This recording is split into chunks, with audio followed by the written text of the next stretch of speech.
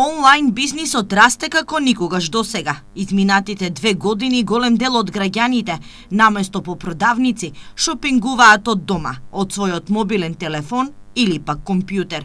Социјалните мрежи се полни со огласи за продажба. Се продаваат гардероба, чевли, домашни миленичиња. Добар дел од штипјани кои пазарувале преку интернет се задоволни од она што го купиле. Велат дека испорачаниот производ соодветствувал со она што го порачале. Сепак, повеќе им веруваат на странските сајтови за продажба. Нема проблем. До сега што сум порачал, нема проблем. И од Македонија ме порачувано, од странство повеќе.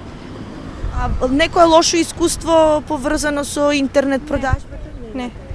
Па некои фирми сигурни се, некои не се сигурни толку.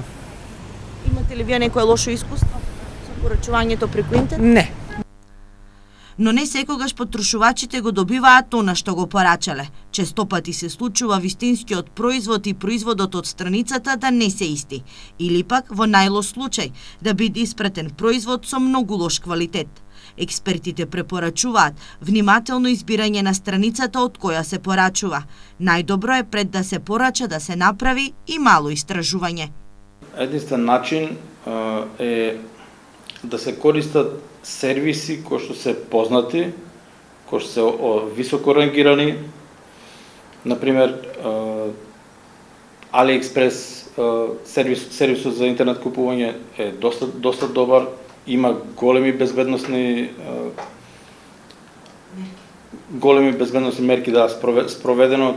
Речи си да е невозможно да се направи злоупотреба на вашите податоци таму.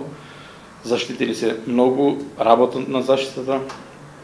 Користи исто така на сервиси како PayPal, сервисот за интернет купување низ целиот свет. Во 2015 година се донесени измени во Законот за заштита на потрошувачите, со кои се направени подобри дефинирање на купувањето преку интернет, а се зголемија и правата на потрошувачите.